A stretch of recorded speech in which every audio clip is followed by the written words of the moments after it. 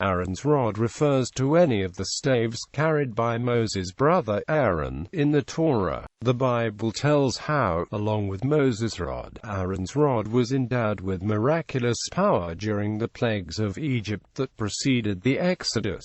There are two occasions where the Bible tells of the rod's power even when it was not being held by its owner. Haggadic modification. Legend has still more to say concerning this rod. God created it in the twilight of the sixth day of creation, and delivered it to Adam when the latter was driven from paradise.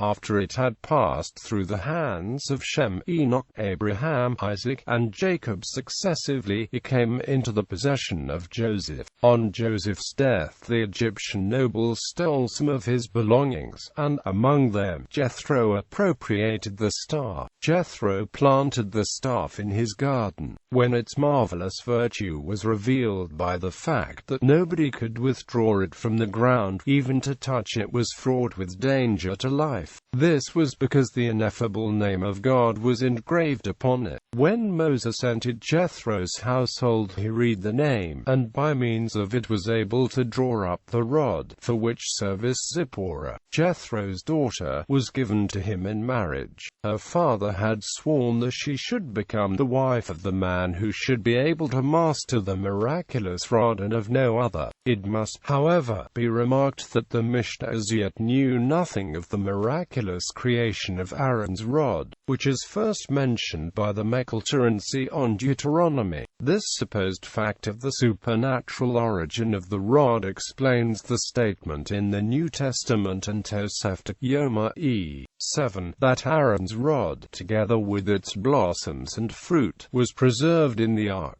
King Josiah, who foresaw the impending national catastrophe, concealed the ark and its contents, and the whereabouts will remain unknown until, in the Messianic age, the prophet Elijah shall reveal them. A later midrash confuses the legends of the rod that blossomed with those of the rod that worked miracles, thus giving us contradictory statements. There exists a legend that Moses split a tree trunk into 12 portions, and gave one portion to each tribe. When the rod of Aaron produced blossoms, the Israelites could not but acknowledge the significance of the token.